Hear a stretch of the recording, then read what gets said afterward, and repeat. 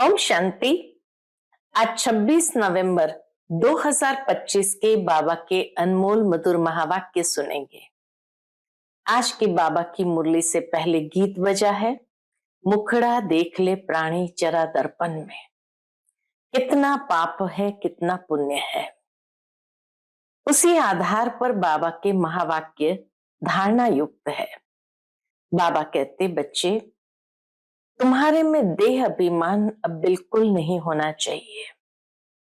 तुम्हारा व्यवहार, वाणी सबके साथ बहुत मधुर होनी चाहिए, क्योंकि इस समय तुम विश्व सेवाधारी हो, वर्ल्ड सर्वेंट हो। बाबा कहते, तुम बच्चों को दूसरों को भी सावधान करना है।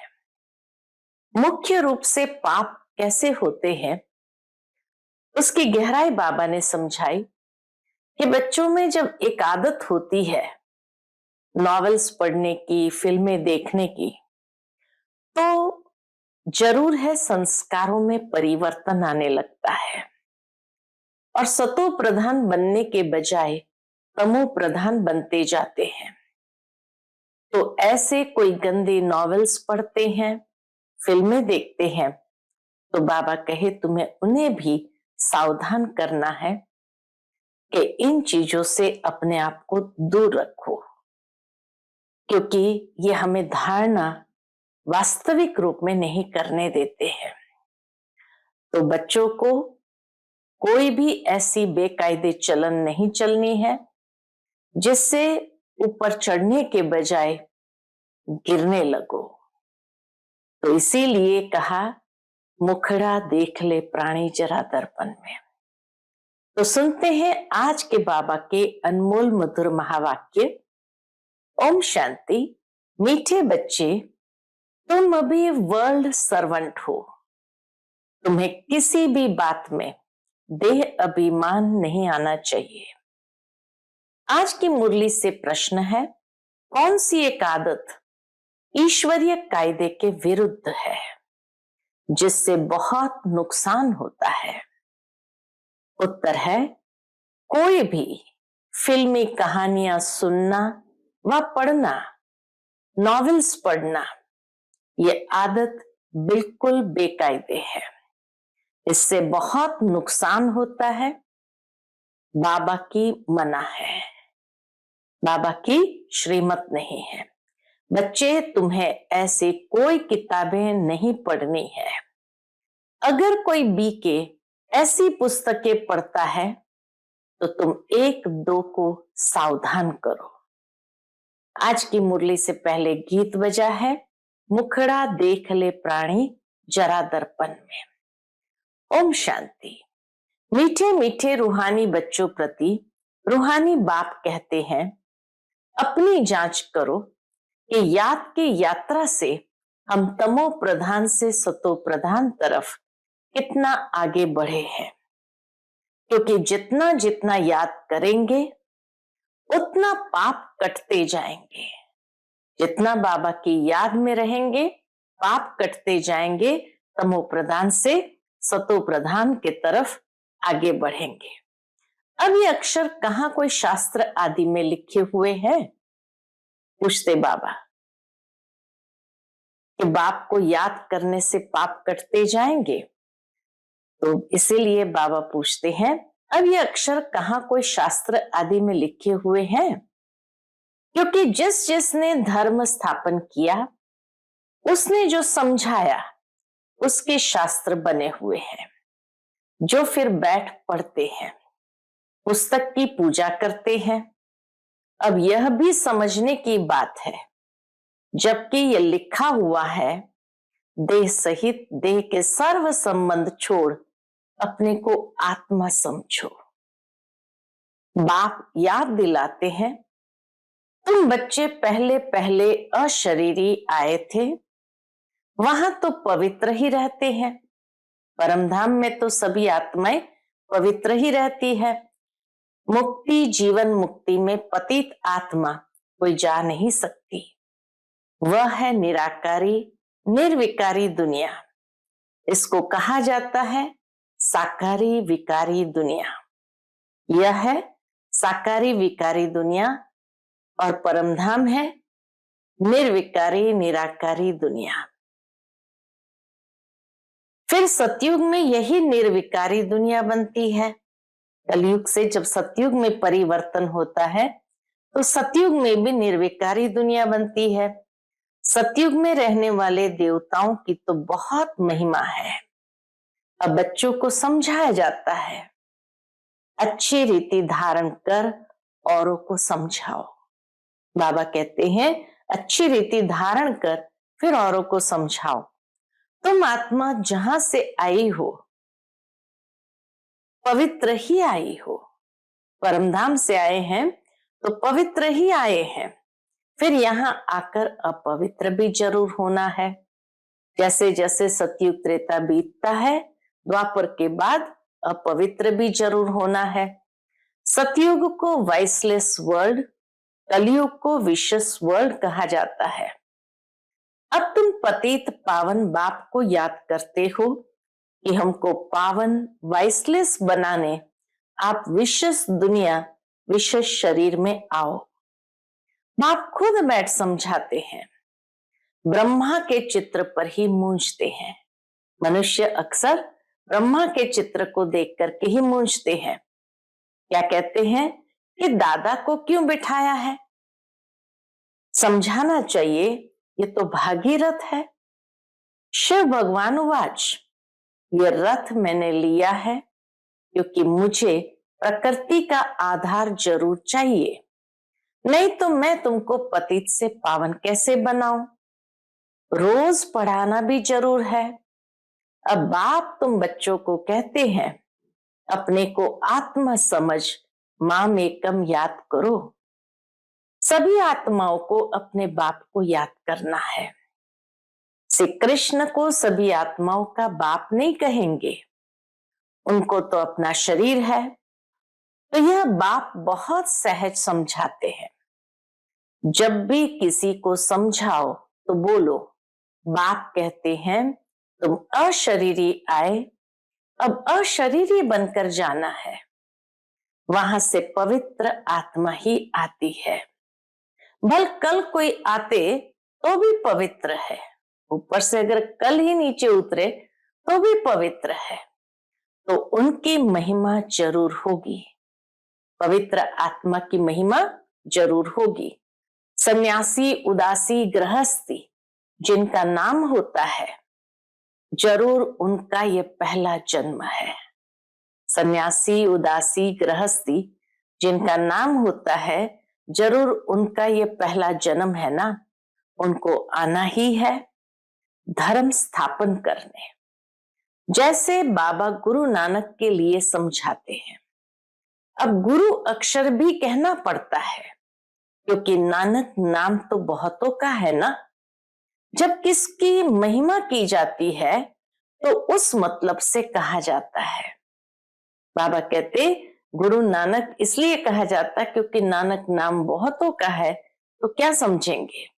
तो जब किसकी महिमा की जाती है तो उस मतलब से कहा जाता है, न कहे तो अच्छा नहीं।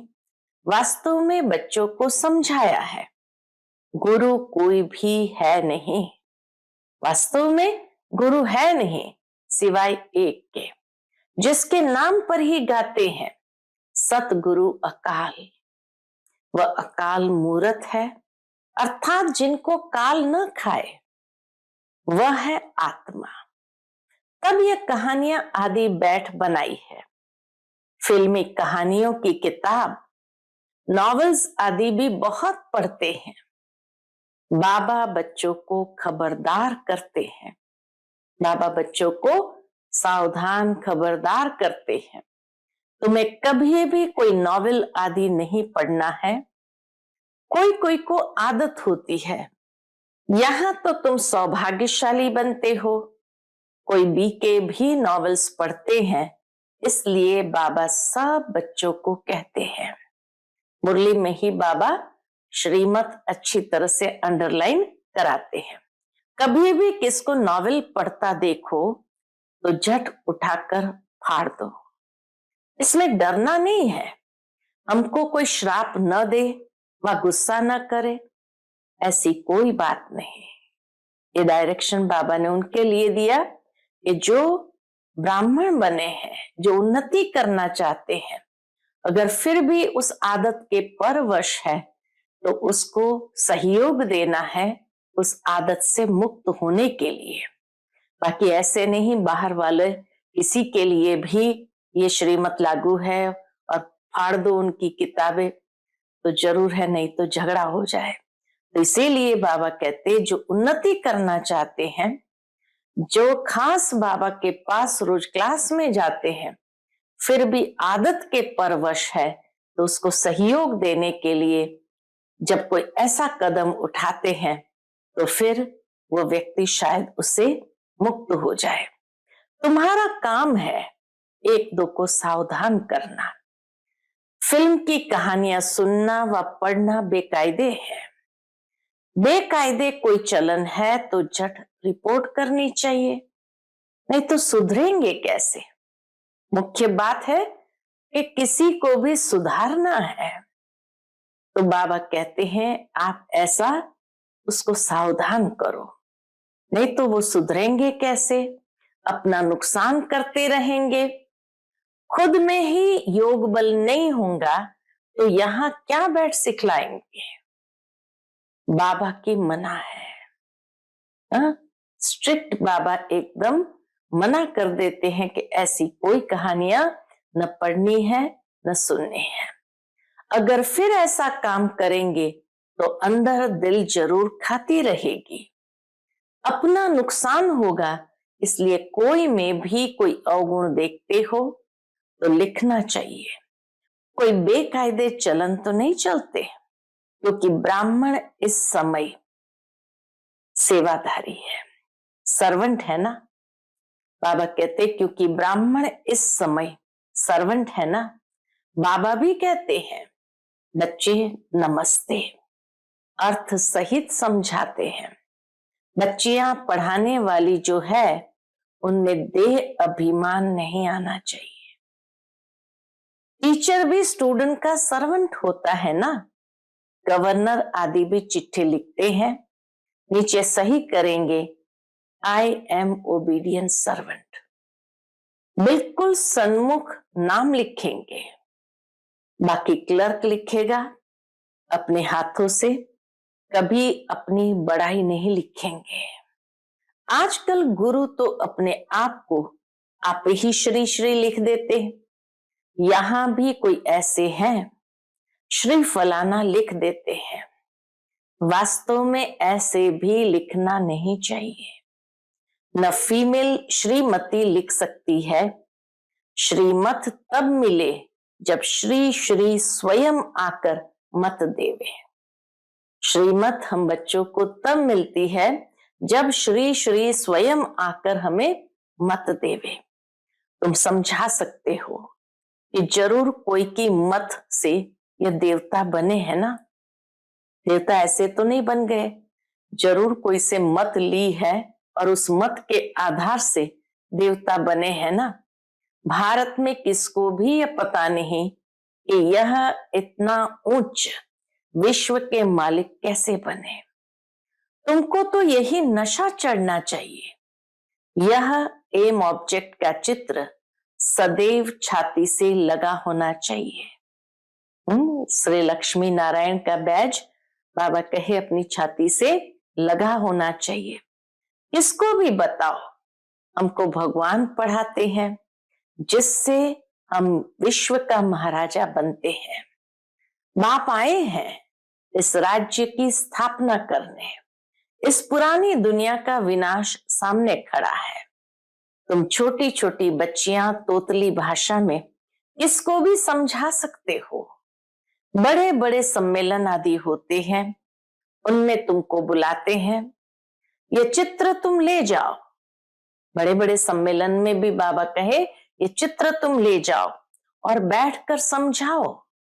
भारत में फिर से इन्हों का राज्य स्थापन हो रहा है। कहां भी भरी सभा में तुम समझा सकते हो।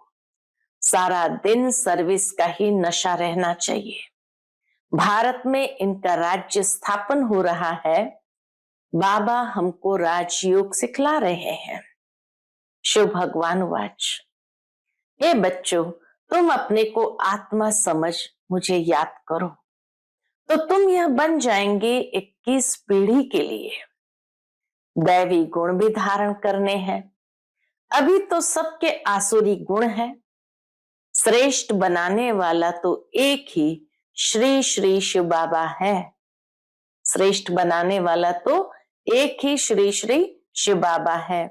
वही ऊंचते ऊंच बाप हमको पढ़ाते हैं। शिव भगवान वाच, मन मना भव। शिव भगवान वाच है, मन मना भव। भागीरथ तो मशहूर है। भागीरथ को ही ब्रह्मा कहा जाता है, जिसको महावीर भी कहते हैं। यहाँ दिलवाड़ा मंदिर में बैठे हुए हैं ना, जैनी आदि जो मंदिर बनाने वाले हैं, वह कोई भी जानते थोड़ी है। तुम छोटी छोटी बच्चियां कोई से भी विजिट ले सकती हो। बाबा कहते तुम छोटी छोटी बच्चियां कोई से भी विजिट ले सकती हो। अभी तुम बहुत श्रेष्ठ बन रहे हो। यह भारत की एम ऑब्जेक्ट है ना। कितना नशा चढ़ना चाहिए। यहाँ बाबा अच्छी रीति नशा चढ़ाते हैं। सब कहते हैं हम तो लक्ष्मी नारायण बनेंगे। राम सीता बनने के लिए कोई भी हाथ नहीं उठाते। अभी तो तुम हो अहिंसक क्षत्रिय। तुम अहिंसक क्षत्रियों को कोई भी नहीं जानते। यह तुम अभी समझते हो। गीता में भी अक्षर है मन मना भव। बाबा ने हम बच्चों को आज टाइटल दिया, तुम हो अहिंसक क्षत्रिय। कैसे हैं हम क्षत्रिय? ब्राह्मण हैं हम तो। क्षत्रिय कैसे हैं? जब हम युद्ध करते हैं माया के साथ, तो युद्ध के कारण क्षत्रिय हो जाते हैं। जब धारणा करते हैं, ब्रह्मा की संतान बनते हैं, तो ब्राह्मण हो जाते हैं। लेकिन हम क्षत्रिय भी कैसे हैं? अहिंसक। युद्ध हमारा किसी स्थूल रूप में नहीं चलता है, अहिंसक युद्ध चलता है। यह तुम अभी समझते हो। गीता में भी अक्षर है मन मना भव।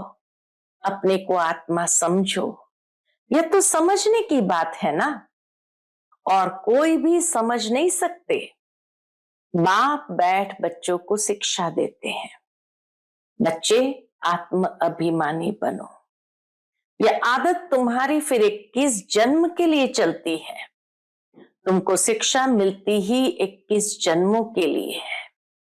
बाबा की शिक्षा है ही 21 जन्मों के लिए। बाबा घड़ी घड़ी मूल बात समझाते हैं।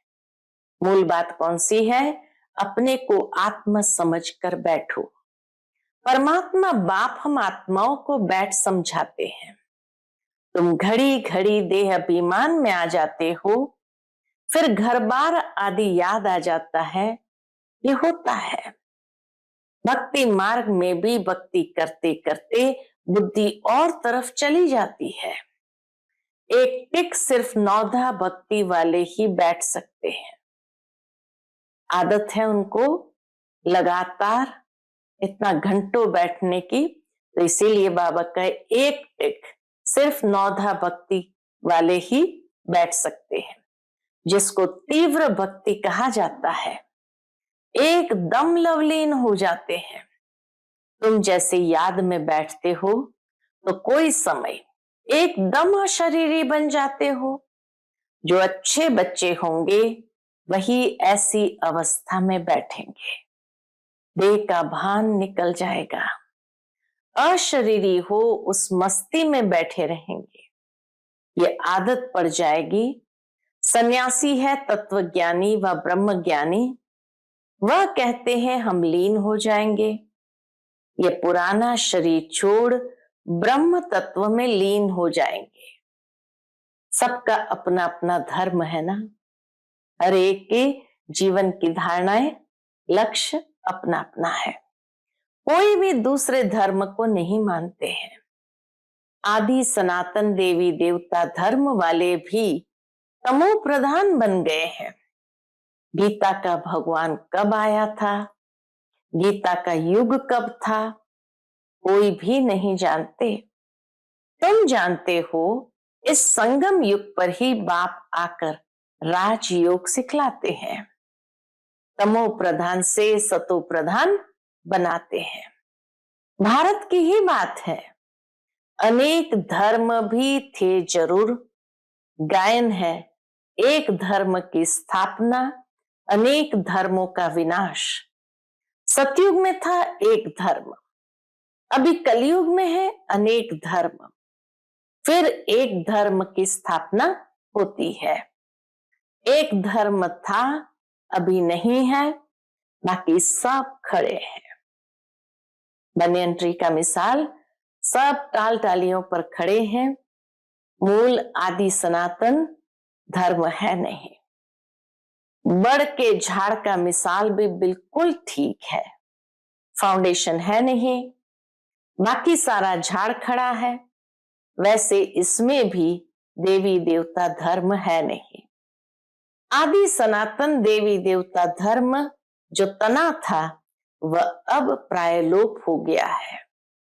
फिर से बाप स्थापना करते हैं, बाकी इतने सब धर्म तो पीछे आए हैं, फिर चक्र को रिपीट जरूर करना है। अर्थात पुरानी दुनिया से फिर नई दुनिया होनी है, पुरानी दुनिया से नई दुनिया होनी है। नई दुनिया में इन्हों का राज्य था। तुम्हारे पास बड़े चित्र भी है, छोटे भी है। बड़ी चीज होगी तो देखकर पूछेंगे ये क्या उठाया है। बोलो हमने वह चीज उठाई है जिससे मनुष्य बेगर टू प्रिंस बन जाए। दिल में बड़ा उमंग, बड़ी खुशी रहनी चाहिए। हम आत्माएं भगवान के बच्चे हैं, आत्माओं को भगवान पढ़ाते हैं। बाबा हमको नैनों पर बिठाए ले जाएंगे। इस छीछी दुनिया में तो हमको रहने का नहीं है, आगे चल त्राही त्राही करेंगे। बात मत पूछो, करोड़ों मनुष्य मरते हैं, यह तो तुम बच्चों की बुद्धि में है। हम इन आंखों से जो देखते हैं ये कुछ भी रहना नहीं है। यहां तो मनुष्य है कांटों मिसल, सतयुग है फूलों का बगीचा, फिर हमारे नैन ही ठंडे हो जाएंगे। सतयुगी बगीचे में जाएंगे तो नैन ही ठंडे हो जाएंगे। बगीचे में जाने से नैन ठंडे शीतल हो जाते हैं ना। तो तुम अभी पद्मा पदम भाग्यशाली बन रहे हो। ब्राह्मण जो बनते हैं उनके पांव में पदम है। तुम बच्चों को समझाना चाहिए, हम ये राज्य स्थापन कर रहे हैं, इसलिए बाबा ने बैज बनवाए हैं। सफेद साड़ी पहनी हुई हो, बैज लगा हो, इससे स्वतः सेवा होती रहेगी। मनुष्य गाते हैं आत्मा परमात्मा अलग रहे बहुकाल, परंतु बहुकाल का अर्थ कोई भी समझते नहीं है। तुमको बाप ने बताया है कि बहुकाल अर्थात 5000 वर्ष के बाद तुम बच्चे बाप से मिलते हो। तुम यह भी जानते हो कि सृष्टि में सबसे नामी ग्रामी है ये राधे कृष्ण। ये सतयुग के फर्स्ट प्रिंस प्रिंसेस है। कभी किसके ख्याल में भी नहीं आएगा कि ये कहां से आए। सतयुग के आगे जरूर कलयुग होगा। उन्होंने क्या कर्म किए जो विश्व के मालिक बने। भारतवासी कोई इन्हों को विश्व का मालिक नहीं समझते हैं। इनका जब राज्य था तो भारत में और कोई धर्म नहीं था। अभी तुम बच्चे जानते हो, बाप हमको राजयोग सिखा रहे हैं। हमारी एम ऑब्जेक्ट यह है। बल मंदिरों में उन्हों के चित्र आदि है, परंतु ये थोड़ी समझते हैं कि इस समय स्थापना हो रही है। तुम्हारे में भी नंबरवार समझते हैं, कोई तो बिल्कुल ही भूल जाते हैं। चलन ऐसी होती है जैसे पहले थी। यहां समझते तो बहुत अच्छा है, यहां से बाहर निकले खलास। सर्विस का शौक रहना चाहिए, सबको ये पैगाम देने की युक्ति रचे, मेहनत करनी है, नशे से बताना चाहिए। क्या बताना चाहिए? शिव बाबा कहते हैं मुझे याद करो तो पाप मिट जाएंगे। हम एक शिव बाबा के सिवाय और किसको याद नहीं करते हैं। बताओ, सबको एक को ही याद करना और किसी को नहीं। अच्छा, मीठे मीठे सिकिलते बच्चों प्रति माता पिता बाप दादा का याद प्यार और गुड मॉर्निंग। रूहानी बाप की रूहानी बच्चों को नमस्ते। हम सब रूहानी बच्चों की रूहानी माता पिता बाप दादा को याद प्यार, गुड मॉर्निंग और नमस्ते। नमस्ते। शुक्रिया बाबा, शुक्रिया। आज की मुरली से धारणा के लिए मुख्य सार है। पहली पॉइंट, एम ऑब्जेक्ट का चित्र सदा साथ रखना है। नशा रहे कि अभी हम श्रीमत पर विश्व का मालिक बन रहे हैं। हम ऐसे फूलों के बगीचे में जाते हैं जहां हमारे नैन ही शीतल हो जाएंगे। दूसरी पॉइंट, सर्विस का बहुत बहुत शौक रखना है। बड़े दिल व उमंग से बड़े बड़े चित्रों पर सर्विस करनी है। बेगर टू प्रिंस बनाना है। आज का बाप दादा का मधुर वरदान हम बच्चों के प्रति है, कर्म की गति को जान, गति सदगति का फैसला करने वाले मास्टर दुख हरता सुख करता भव। कर्मों की गति को जान, गति सदगति का फैसला करने वाले मास्टर दुख हरता सुख करता भव। अभी तक अपने जीवन की कहानी देखने और सुनाने में बिजी नहीं रहो, बल्कि हर एक के कर्म की गति को जान, गति सदगति देने के फैसले करो। मास्टर दुखहर्ता सुख करता का पाठ बजाओ। अपनी रचना के दुख अशांति की समस्या को समाप्त करो। उन्हें महादान और वरदान दो। खुद फैसिलिटीज यानी सुविधा न लो, अब तो दाता बनकर दो। खुद सुविधाएं न लो, अब तो दाता बनकर दो। यदि सैल्वेशन के आधार पर स्वयं की उन्नति व सेवा में अल्पकाल के लिए सफलता प्राप्त हो भी जाए तो भी आज महान होंगे, कल महानता की प्यासी आत्मा बन जाएंगे। आज का स्लोगन है, अनुभूति न होना युद्ध की स्टेज है, योगी बनो योद्धे नहीं। अनुभूति न होना युद्ध की स्टेज है, योगी बनो योद्धे नहीं। आज का अव्यक्त इशारे, अशरीरी व विदेही स्थिति का अभ्यास बढ़ाओ। उसके अंतर्गत जैसे ब्रह्मा बाप अव्यक्त बन विदेही स्थिति द्वारा कर्मातीत बने, तो अव्यक्त ब्रह्मा की विशेष पालना के पात्र हो, इसलिए अव्यक्त पालना का रिस्पॉन्ड विदेही बनकर दो। सेवा और स्थिति का बैलेंस रखो। विदेही माना देह से न्यारा। स्वभाव संस्कार कमजोरियां सब देह के साथ है, और देह से न्यारा हो गया तो सबसे न्यारा हो गया। स्वभाव संस्कार कमजोरियों से भी न्यारे हो गए। इसलिए ये ड्रिल बहुत सहयोग देगी। इसमें कंट्रोलिंग पावर चाहिए। कंट्रोलिंग पावर चाहिए कि कोई इंद्रिय के या कोई भी कमजोरियों के वशीभूत न हो। अच्छा, ओम शांति।